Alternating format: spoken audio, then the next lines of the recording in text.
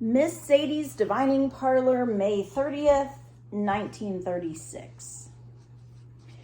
You can't be serious, Letty said as the three of us peered through the wrought iron gate in front of Miss Sadie's house. Ruth Ann and Letty thought I was crazy to be going to work for her.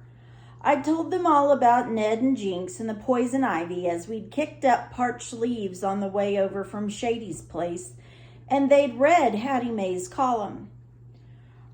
Read it again if you want.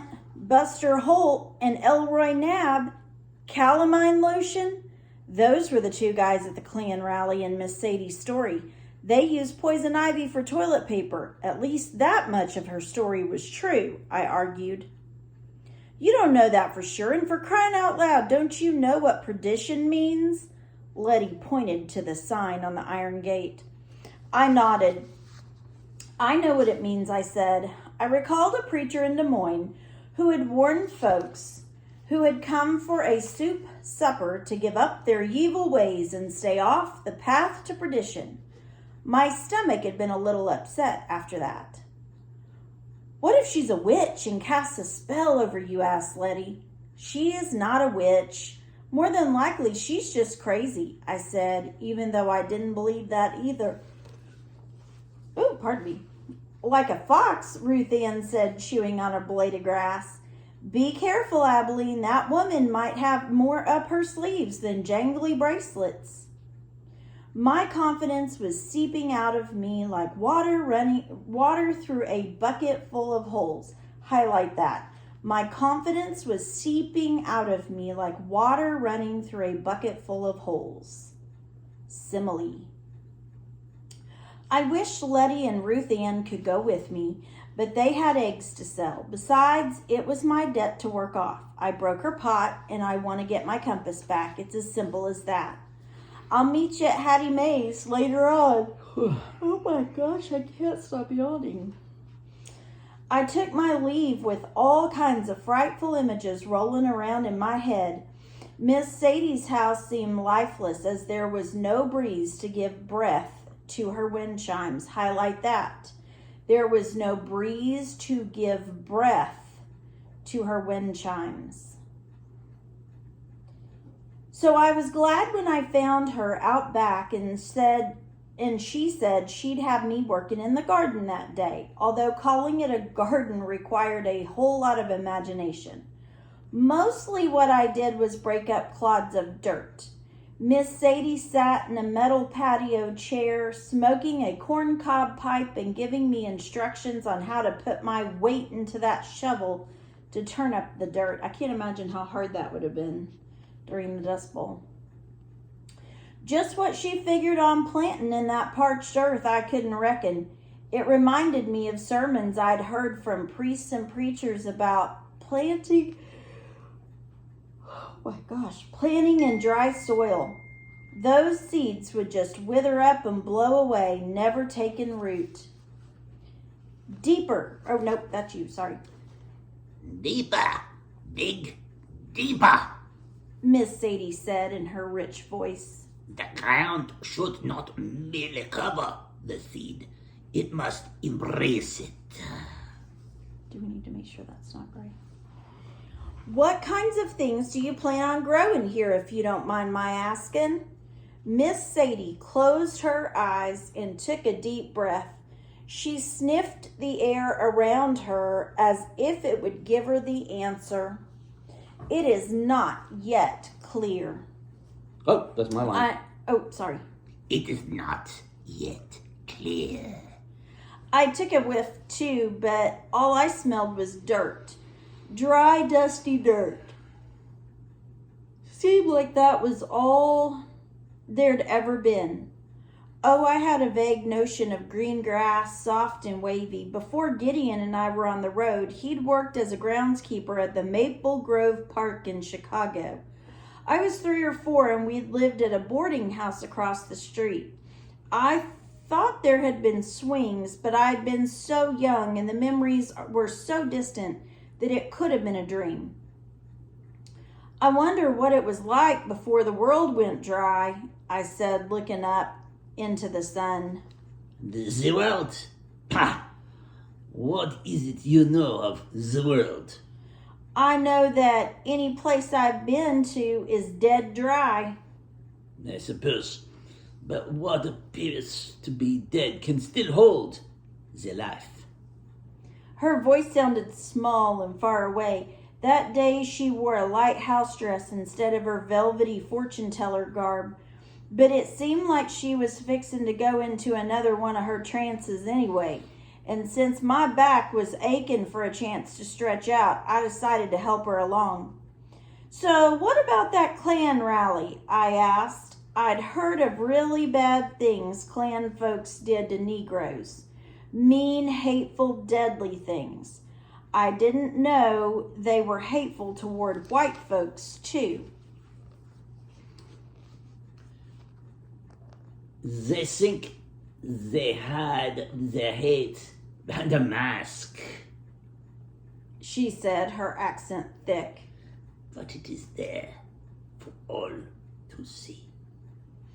And the boy whose girl got sore at him over the fish?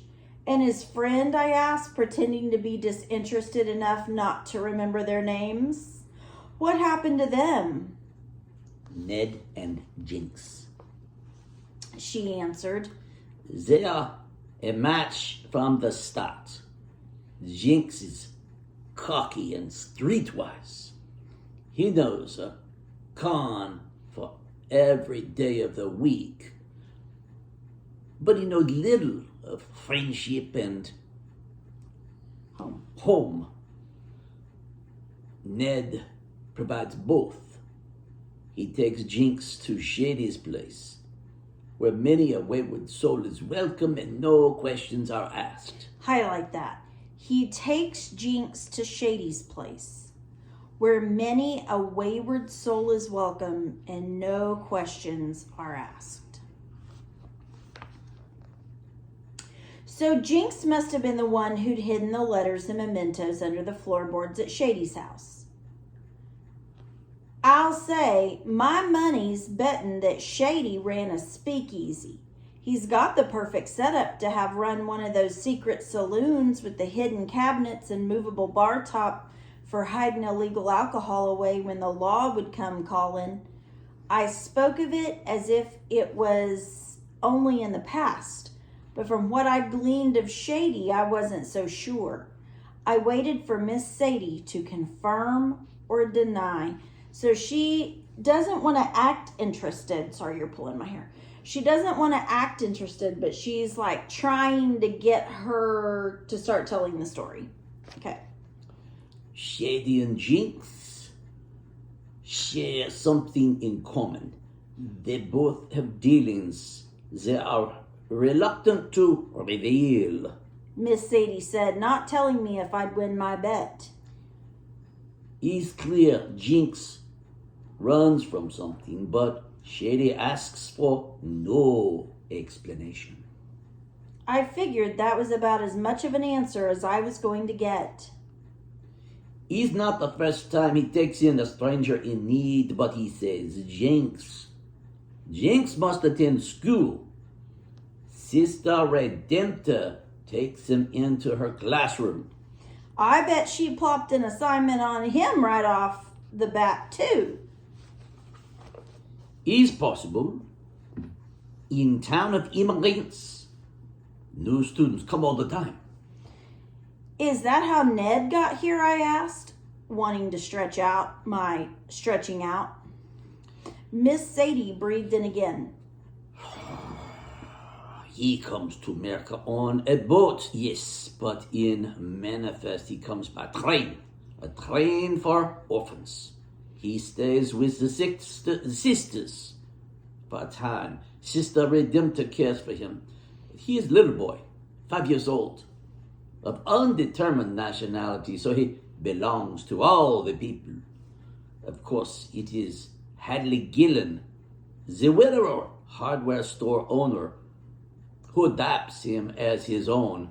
But the town grows to love the boy and imagine his future can be theirs as well. It got quiet as Miss Sadie lingered in the past. The heat took over me like a dream. A hot breeze seemed to conjure up exotic smells and faces of colorful people, people who had come from their various parts of the world to build a better life.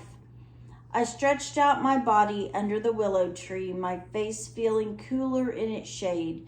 Somehow I felt like I was one of those people, someone taken out of one place and put into another, a place where I didn't belong.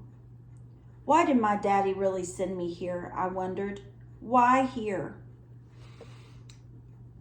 The coal mines. Miss Sadie answered my question that I didn't realize I'd asked out loud.